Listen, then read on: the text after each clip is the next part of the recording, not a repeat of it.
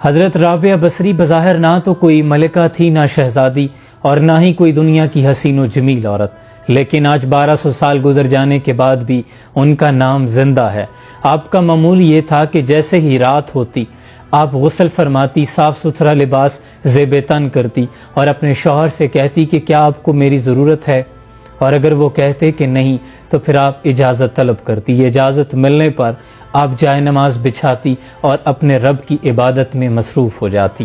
تہجد کے وقت آپ اکثر یہ دعا مانگا کرتی کہ اے میرے مالک، دن چلا گیا، رات چھا گئی ہے، دنیا کے تمام بادشاہوں کے دروازے بند ہو چکے ہیں، لیکن میرے مالک تیرا در تو اب بھی کھلا ہے، تیری بندی تیرے در پر تیرے فضل کی تلاش میں ہے، جھولی پھیلائے بیٹھی ہے۔ میرے مالک، جیسے تو نے اس آسمان کو زمین پر گرنے سے روک رکھا ہے، ویسے ہی اپنی اس بندی پر شیطان کو مسلط ہونے سے روک دے۔ جوانی میں ہی آپ کے شوہر کا انتقال ہو گیا، آپ بیوہ ہو گئی۔ بصرہ کے بہت بڑے امام، مسلمانوں کے امام حسن بصری رحمۃ اللہ علیہ نے آپ کو نکاح کی دعوت بھیجی۔ کوئی شادی کی خواہش نہیں تھی، اس لیے کہ آپ پرہیزگار ہیں۔ اگر آپ سے نکاح ہو جاتا ہے تو قیامت کے روز میری بھی بخشش کا سامان ہو جائے گا، لیکن رابعہ بصری نے فرمایا کہ پہلے مجھے آپ میرے ان 4 سوالوں کے جواب دے دیں۔ پہلا سوال یہ ہے کہ مجھے جنت ملے گی یا دوزخ؟ تو آپ نے کہا کہ یہ تو میں نہیں جانتا۔ پھر پوچھا اچھا یہ بتائیں کہ قیامت کے روز جب اللہ اعمال نامے اڑائے گا، کسی کے دائیں ہاتھ میں آئے گا، کسی کے بائیں ہاتھ میں آئے گا، میرا اعمال نامہ میرے دائیں ہاتھ میں ہوگا یا بائیں میں ہوگا؟ تو آپ نے فرمایا کہ میں تو یہ نہیں جانتا۔ پھر پوچھا اچھا یہ بتائیں کہ قیامت کے روز جب نیکیاں تولی جائیں گی تو میرا نیکیوں کا پلہ بھاری ہوگا کہ برائیوں والا پلہ بھاری ہوگا؟ کہا میں یہ بھی نہیں جانتا۔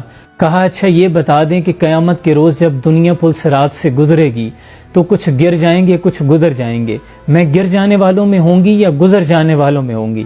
تو اس پر حسن بصری نے فرمایا کہ میں یہ بھی نہیں جانتا۔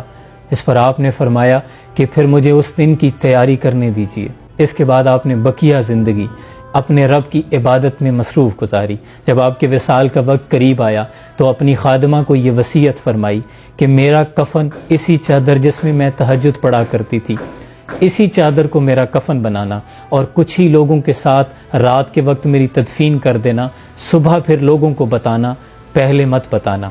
آپ کی خادمہ نے اسی طرح کیا۔ صبح جب لوگوں کو خبر ہوئی تو ہائے ہائے کا عالم تھا کہ ہمیں کیوں نہیں بتایا گیا۔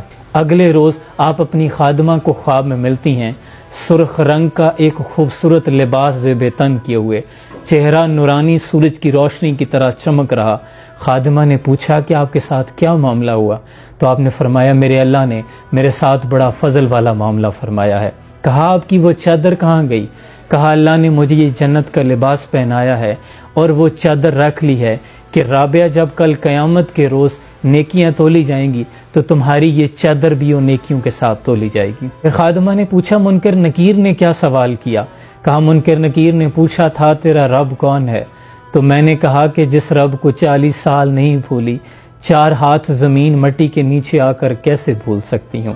اس کے بعد مجھ سے کوئی سوال نہیں کیا گیا۔ یہ وہ لوگ ہیں جنہوں نے اپنی زندگی اپنے رب کے نام کر دی، اور اللہ نے پھر دنیا ان کے لیے مسخر کر دی۔ مٹا کے اپنی ہستی سراپا جستجو ہو جا، جو تو چاہے گا وہ ہوگا، جو وہ چاہے وہ تو ہو جا۔ آج ہم دنیا میں مصروف ہیں، لیکن دنیا ہمارے لیے اتنی ہی مشکل اور تھکا دینے والی ہے۔ اگر ہم اپنی زندگی اپنی مرضی کو اپنے رب کی مرضی میں شامل کر دیں تو پھر یہ دنیا اٹھا کے وہ ہمارے قدموں میں ڈال دے گا۔ اللہ آسانیاں حاصل اور تقسیم کرنے کا شرف عطا فرمائے۔ جزاکم اللہ خیرہ۔